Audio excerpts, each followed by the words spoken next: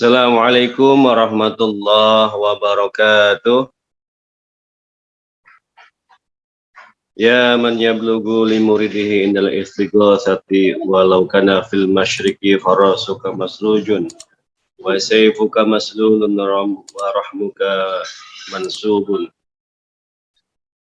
wa qawsuka mawturun wa sahmuka soibun wa rikabuka alin agisna fi qada'i ahwaiji khairid dunya wal akhirah. Al-Fatihah. A'udzu billahi minasyaitonir rajim. Bismillahirrahmanirrahim. Alhamdulillahirabbil alamin arrahmanir rahim maliki yaumiddin. Iyyaka na'budu wa iyyaka nasta'in ihdinas siratal mustaqim.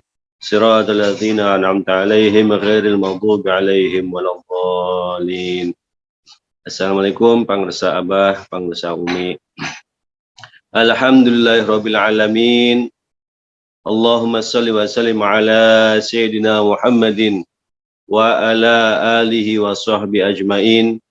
Ilahi anta maksudi wa ridhaka matlubi a'tini mahabbataka wa ma'rifatak. Kehadapan Kanjeng Nabi Muhammad sallallahu alaihi wasallam dan seluruh ahli silsilah thariqah Qadiriyah Naqsyabandiyah Mahan Suryalaya, khususnya Pangresa Guru Agung, Pangresa Bahaus, para wakil talqin yang hadir pada forum sore hari ini, ikhwan dan akhwat yang sama-sama dimuliakan oleh Allah. Puji dan syukur kita kehadirat Allah Subhanahu wa taala atas semua limpahan karunia, limpahan keberkahan yang sampai kepada kita semuanya hingga detik sore hari ini.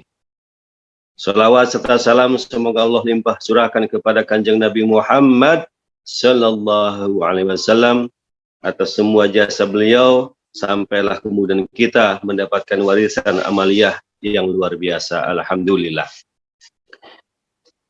Semoga yang hadir di forum sore hari ini, baik yang ada di Indonesia maupun yang ada di luar negeri, Allah berikan kemudahan, Allah berikan kesehatan yang sempurna, diberikan kelancaran usaha, dilimpahkan rizki halal yang melimpah penuh barokah yang tak henti-hentinya turun untuk para ikhwan semuanya. Amin ya rabbal alamin.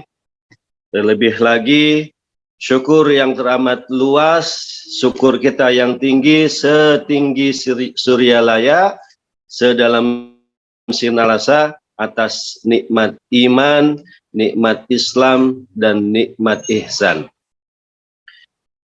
Ikhwan dan akhwat yang dimuliakan oleh Allah, izinkan sore hari ini membahas tentang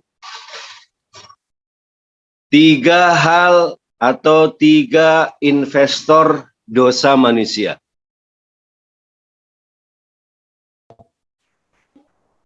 Di dalam kitab Hidayatul Azkiya di bab taubat, di sana pengarang kitab menjelaskan ada 3 hal yang saya sebut sebagai investor. Ada 3 investor dosa manusia, di mana ketika para investor ini bekerja, maka mengalirlah dosa-dosa, pundi-pundi dosa masuk ke dalam rekening manusia. Kita sama-sama cek dari penjelasan kitab Hidayatul Azkiya tadi, bahwa pengarang kitab menjelaskan 2 hal yang sangat jelas sebagai investor dosa. Yang pertama disebutkan bahwa investor dosa yang pertama bagi manusia adalah mata. Dalam syairnya dikatakan, wa bihifdzi ainin wa lisanin wa sairil a'dha'i jami'an fajhadan la taksala. Pengarang kitab memerintahkan supaya kita semuanya terhindar dari dosa maka yang harus dilakukan adalah kita semuanya diminta untuk hifdzun aini, menjaga pandangan, menjaga mata. Ini investor pertama yang menyumbang terbesar dari dosa-dosa manusia. Mengapa demikian? Karena ternyata Allah pun menjelaskan dalam surat An-Nur ayat 30-31 bahwa yang dipanggil ini adalah orang-orang beriman. Kullil mu'minina bighudui min absarihim. Katakanlah hai orang-orang yang beriman, bighudui, tahanlah, jagalah min absarihim, dari penglihatanmu, dari pandanganmu. Alat untuk memandang adalah ainun, mata.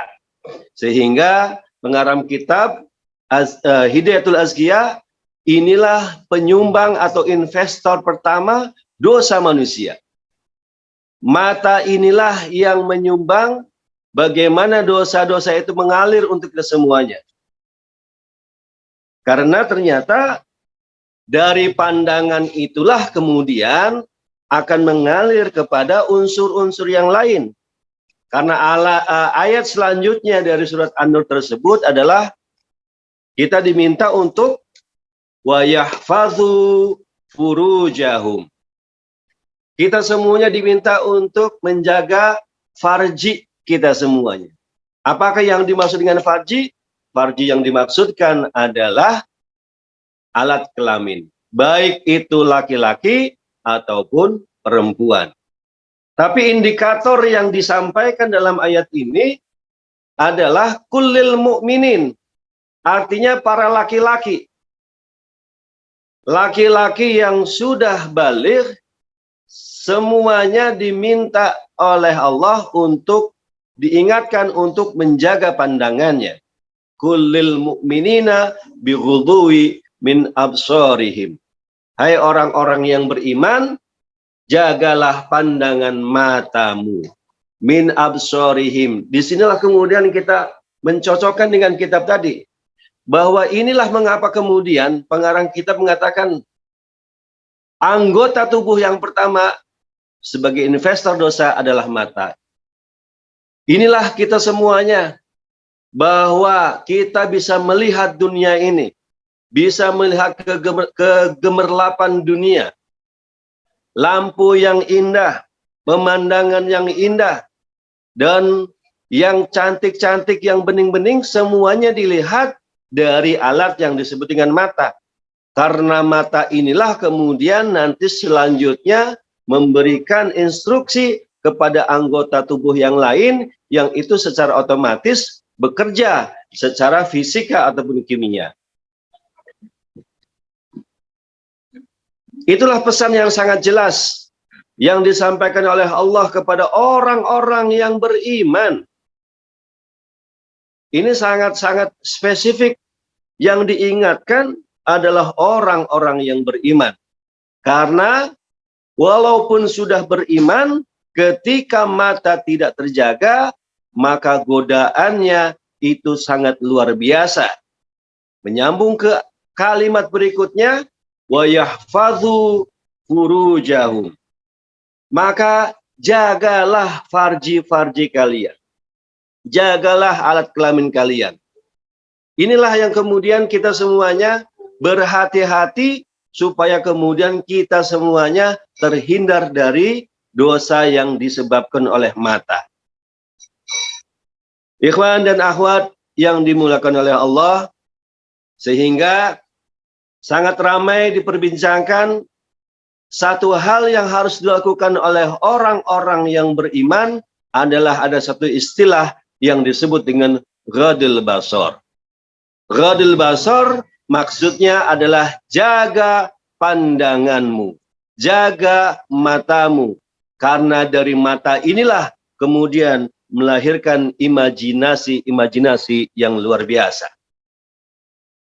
Dan ini pun Rasulullah memberikan satu peringatan kepada Ali, kepada sahabat, kepada keponakannya yang menjadi menantunya Ali bin Abi Thalib.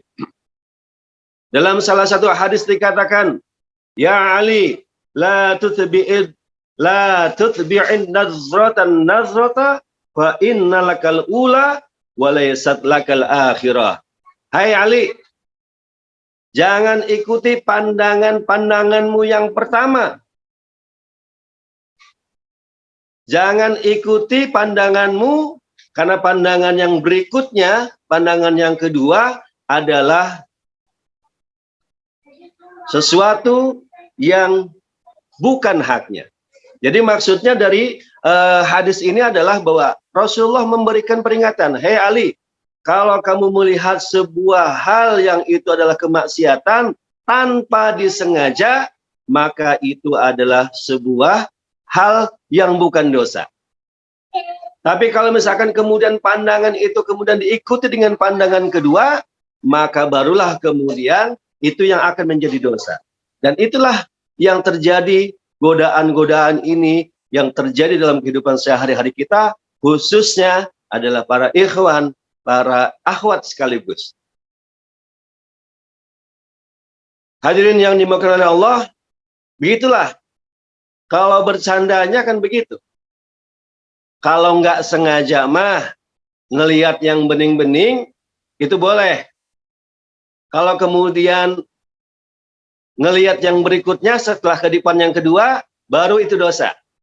Padahal yang dimaksudkan adalah ketika yang dilihat tanpa disengaja, dan biasanya yang tanpa disengaja itu adalah waktunya singkat.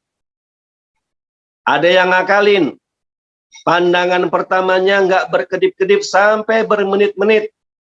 Nah, kalau sudah ada unsur kesengajaan, ada niat, maka berubahlah kemudian hukumnya. Sudah menjadi sesuatu yang dilarang. Sehingga Hidayatul Azkiyah menyatakan, jagalah pandanganmu. Jagalah pandanganmu, jagalah matamu, karena mata inilah sebagai investor pertama, penyumbang pundi-pundi dosa untuk manusia. Selanjutnya, yang menjadi investor terbesar dari dosa manusia adalah lisan atau mulut kita semuanya. Mengapa demikian? Karena Rasulullah pernah berpesan, salamatul insan bihifdil lisan, bahwa selamatnya seorang manusia itu karena dia selalu menjaga lisannya, menjaga mulutnya. Karena sesungguhnya mulut itulah yang menyebabkan seseorang itu mendulang dosa yang luar biasa. Dari mulut kita, dari lidah yang tak bertulang ini, banyak meluncur kata-kata yang tidak baik. Banyak meluncur kata-kata yang menyakiti. Banyak kata-kata yang melukai perasaan saudara kita, perasaan pasangan kita, perasaan anak kita, perasaan tetangga kita, saudara kita. Dari situlah kemudian dari hati-hati yang tersakiti, itu kemudian ada dosa yang kita dulang dari setiap perkataan-perkataan kita. Dari lisan-lisan yang tidak dijaga dengan baik. Oleh karena itu sangat jelas bahwa keselamatan seseorang itu ketika lisan kita itu bisa dijaga dengan baik. Ada satu yang kemudian terkenal, ra'sud dzunub al-kadzib. Kepalanya dosa, al-kadzib adalah bohong.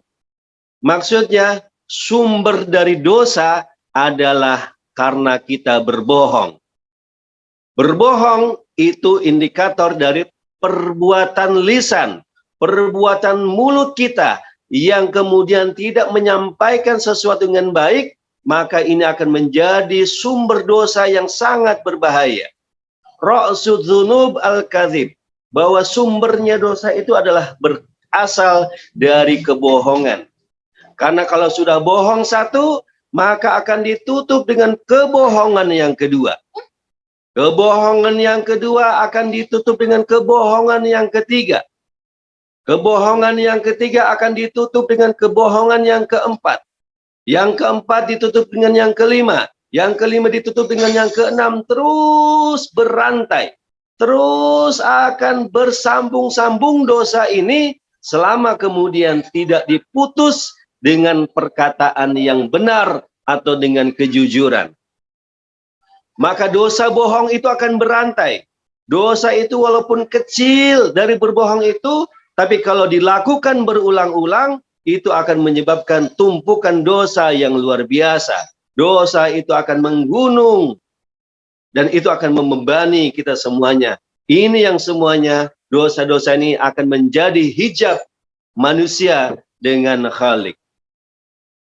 Ikhwan dan akhwat yang dimuliakan oleh Allah, bahwa betapa Rasulullah itu pun kemudian menyampaikan sangat khawatir dengan tabiat manusia yang tidak pandai menjaga lisannya, yang tidak pandai menjaga mulutnya.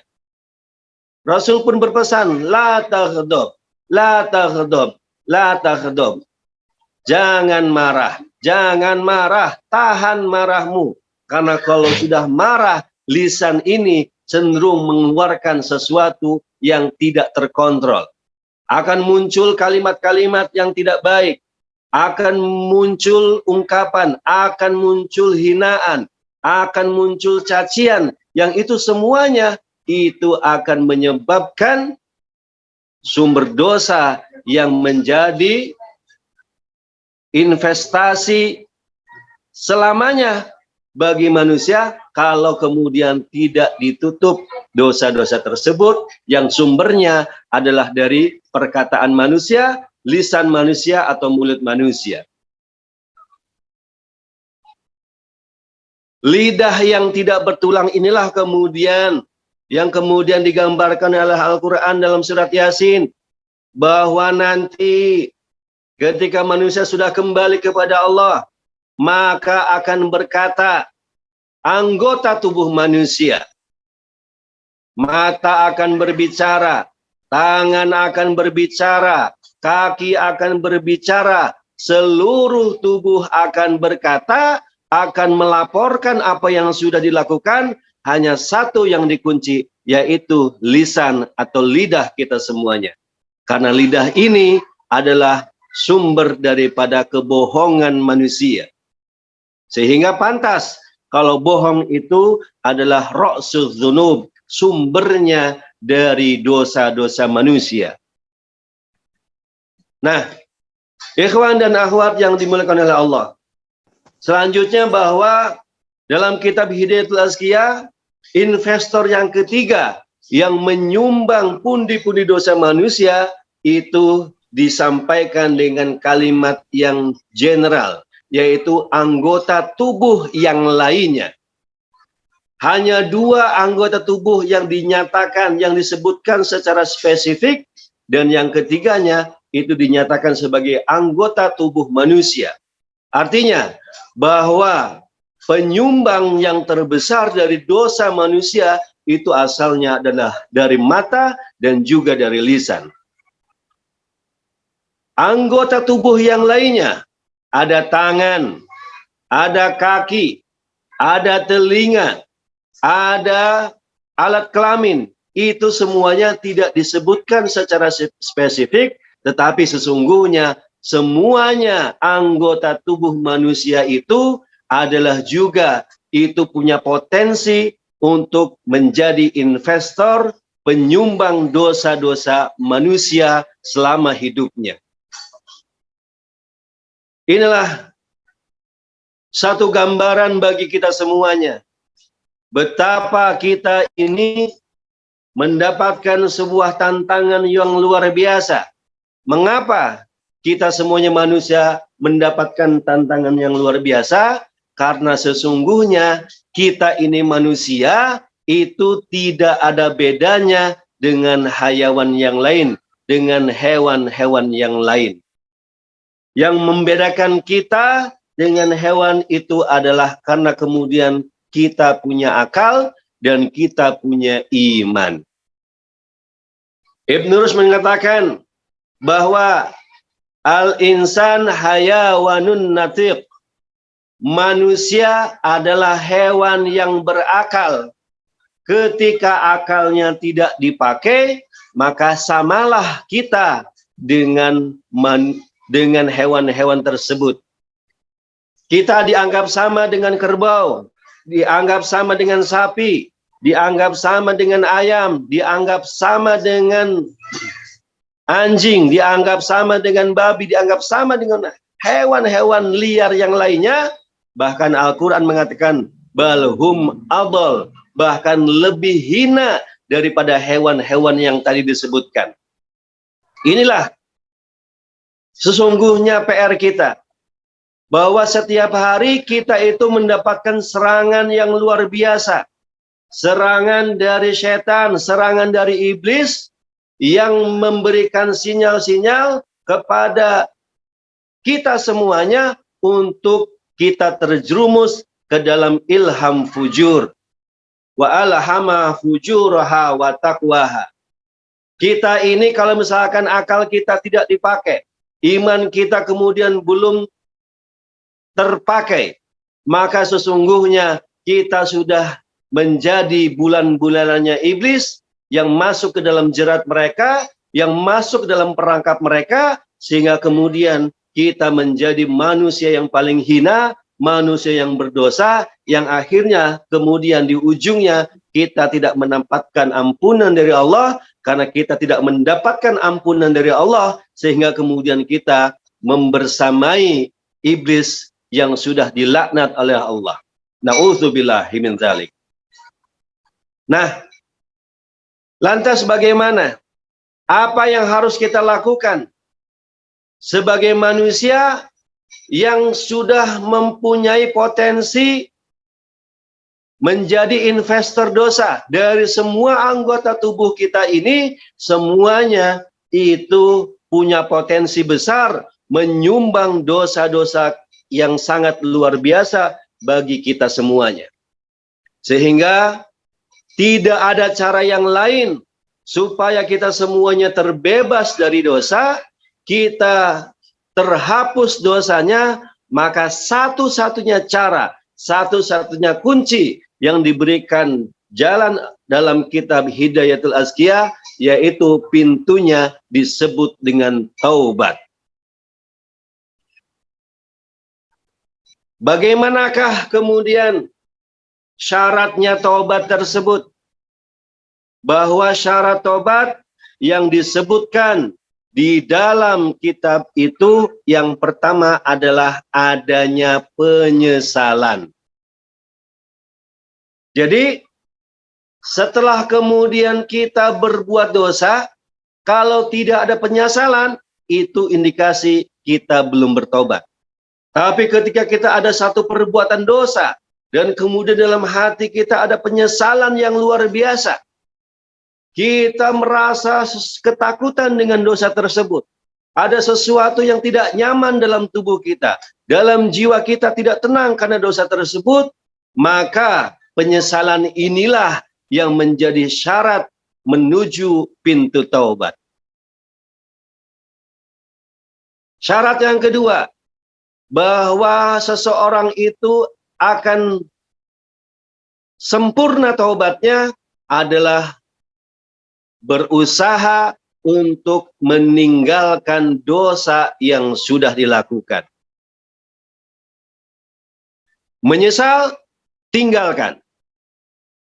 Maka kemudian kita pernah mendengar, sering bahkan mendengar ada yang disebut dengan tomat.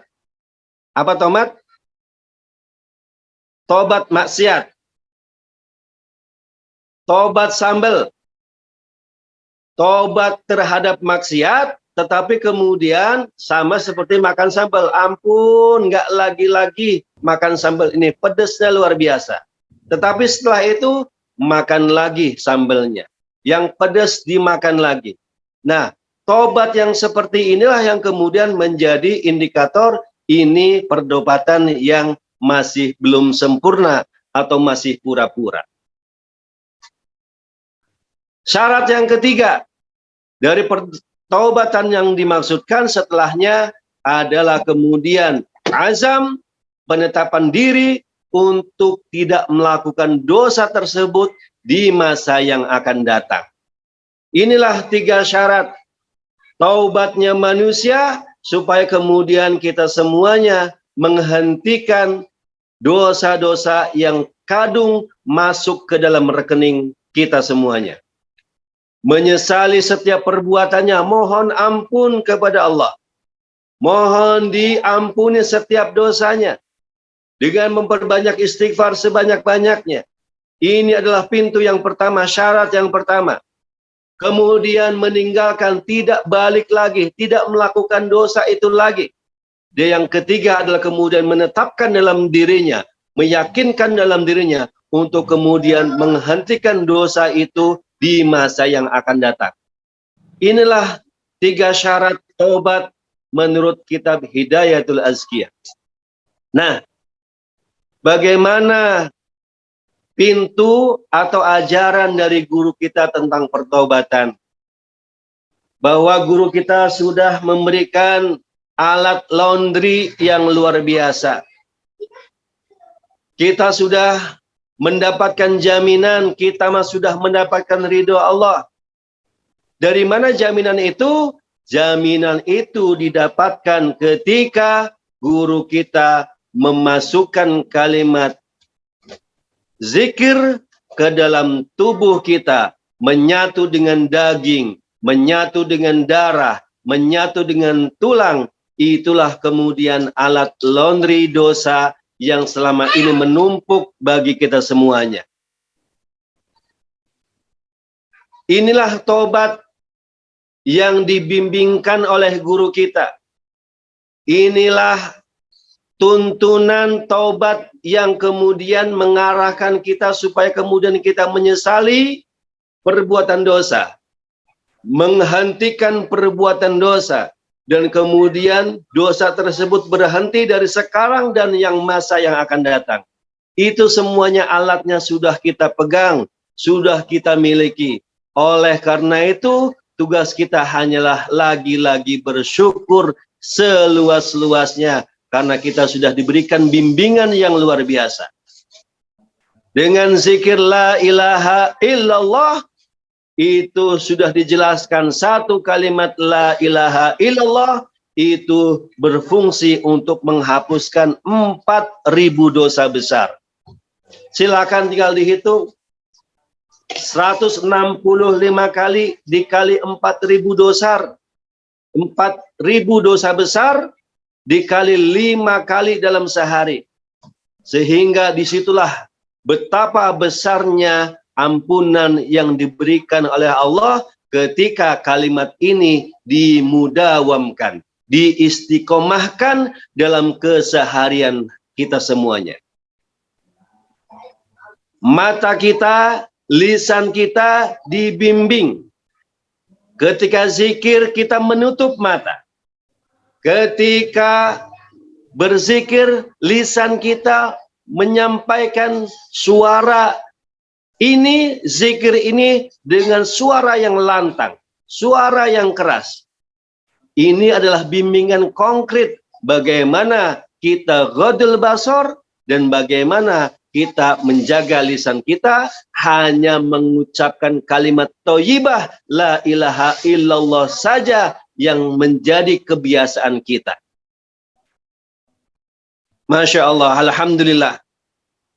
Kita semuanya semoga diberikan kekuatan untuk terus memberikan pahala bagi diri kita dari lisan yang terus berzikir, dari hati yang terus mengingat Ismul A'zam, dengan mendenyutkan satu nama yang sangat luar biasa, yang di dalamnya adalah ada kantong nama-nama Allah. Disitulah kemudian kita mendapatkan limpahan pahala yang luar biasa, karena dengan limpahan pahala yang luar biasa itu, sedikit demi sedikit dosa-dosa kita di masa lalu itu dihapuskan oleh Allah, diputihkan oleh Allah. Hanya Allah sajalah yang memberikan hak prerogatif bagi manusia supaya kemudian dosa-dosa yang kita miliki itu bisa terhapuskan. Hanya dengan nama Allah, hanya dengan zikir jahar, hanya dengan zikir khafi itulah kemudian dosa-dosa yang mengendap di rekening kita itu dikeluarkan, dihapuskan, sehingga semoga yang masuk ke rekening kita berganti dari dosa menjadi tumpukan pahala yang akan memberikan kesempatan kita untuk nantinya bisa liqa dengan Allah. Amin ya rabbal alamin. Ikhwan dan akhwat yang dimuliakan oleh Allah, betapa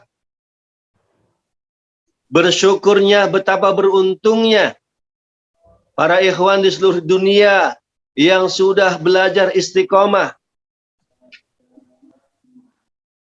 mengistiqomahkan kalimat thayyibah, mengistiqomahkan kalimat istighfar, mengistiqomahkan kalimat yang menyebabkan kita semuanya suci kembali, terlahir kembali seperti bayi-bayi yang baru dilahirkan tanpa dosa.